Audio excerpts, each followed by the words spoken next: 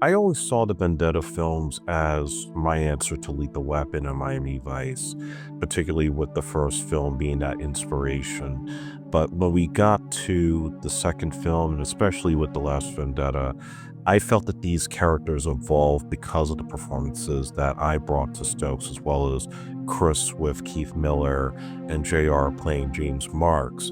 I wanted to inject a little bit more of our own personal lives into the themes and moralities of the tale, and to treat this not just as we're doing the third film, but more like a rite of passage, because this is the last story. This is the last chapter. There's really no other avenue of considering going beyond this point. It's not just that easy to explain because in the film, in the beginning, he's found his itch. He's gonna just ride it out, ride the rest of his career out. And I think he's pretty much just taking a back seat and noticing, listen, it is what it is with this. I know I had a checkered past. Now I'm just gonna take it slow and I'm just gonna retire. And then obviously during the course of the film, we see why he starts to ramp up his behavior. When I first did Marks, I'm teaching, but Marks at this point, I'm kind of letting my kids fly. That makes sense. We have Stokes himself contemplating his future, maybe getting off the street and trying to do something that's a little bit more satisfying for his family's sake. And everything pretty much comes to a head in this story when a figure from her past reemerges and comes through with some unfortunate information that puts the partners at a very interesting rift, even as their boss is put into jeopardy as a result of his potential confirmation. Then reading the script and seeing the type of character that Jeremiah is, it was right up my alley, because when you become an actor, you want to be clear as to the type of character that you want to play. And my mindset on playing villains, I just want to play bad guys because there's so much range in it. There's so many things that you can experiment with it. It's fun to play. Who doesn't like to play a bad guy? Let's face it, when you're playing cops and robbers when you were a kid, who wanted to be the cops? Weeks before, people were calling me Bauer because I was running just like, I said, you know what, I'm gonna do the method and I'm gonna stay in character like just this. So I would go to the store and everything, and my girlfriend, she just started calling me Bauer because I was just like, I'm gonna be Bauer all the time. When we did the first two movies, there were a lot of challenges when you deal with independent film with very limited resources, very limited budget, and you have to work with what you have. And I've always been a fan of the crews that I worked with, the actors that I worked with in the past.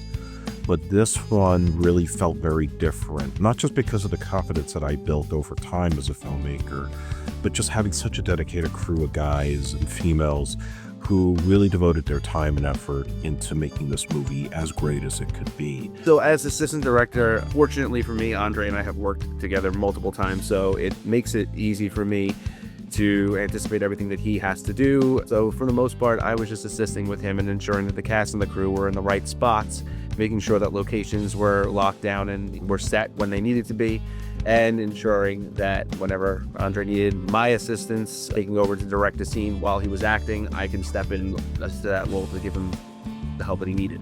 Demetrios, as my cinematographer, was just somebody that always came with extra.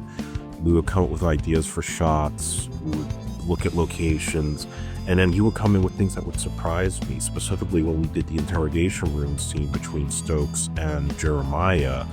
It wasn't like what we had previously, your typical overhead light on the subjects in the room, but actually really giving it kind of a music video feel. And I really loved the lighting and the coloring and the intensity of it. Trina and Melissa got to choreograph their fight scenes.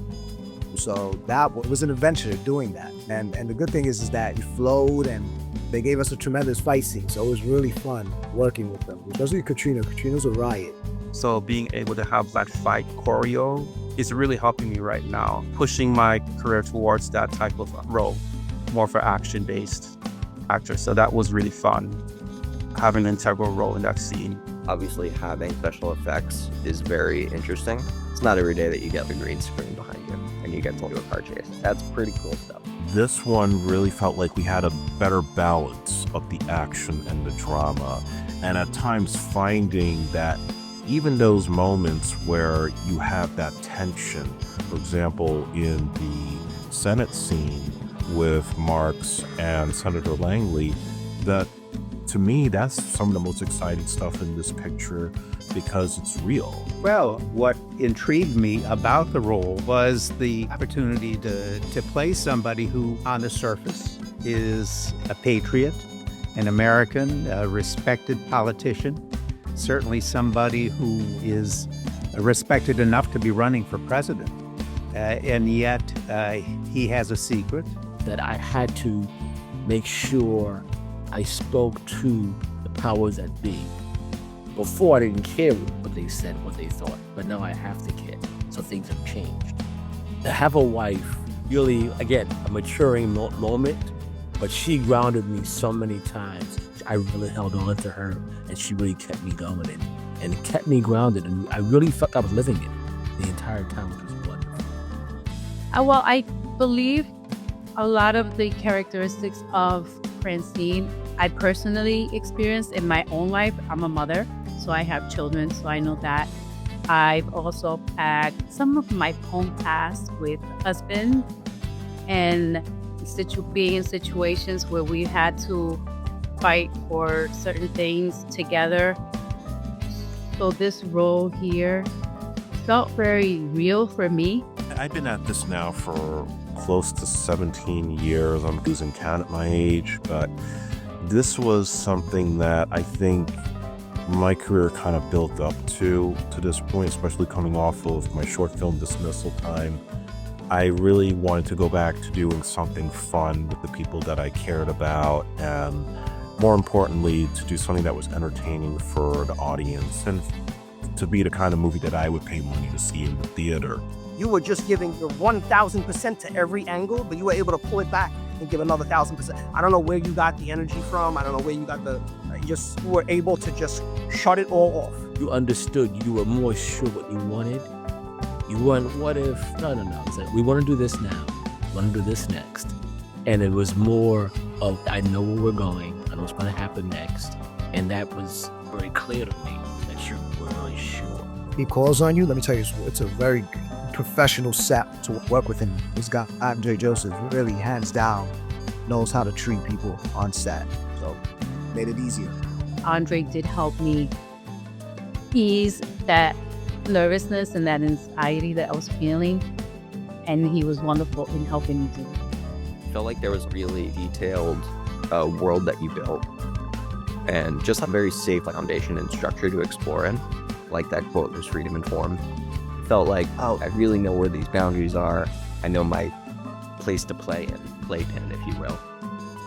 I hope the audience, when they see it, they'll be like, damn, I hope they just look at it and see like, man, this is like, can't wait till the next one comes out, or they start looking to your other stuff, because I just hope people recognize it for what it is. This is the rite of passage tale. This is the story where both films had built up to, where all the relationships are going to change forever. The futures of every character are going to be altered in ways that will be very surprising to the fans of the series.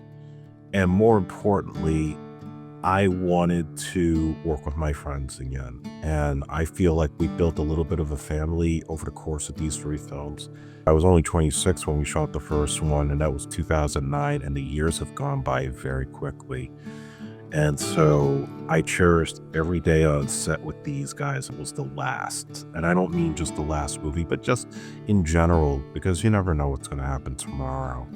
And I'm just grateful for everybody that put in their time, their effort, and living these characters on the screen, because it really did mean a lot for somebody like myself who used to take my toys and reenact these type of movies that I used to watch on TV, to bring that to life through their performances and what we were able to create on set, the crew that was devoted to bringing that to life. Nothing beats that experience ever. And so I'm just grateful for everybody. And I'm grateful to the audience that's been with us from the beginning and along the ride.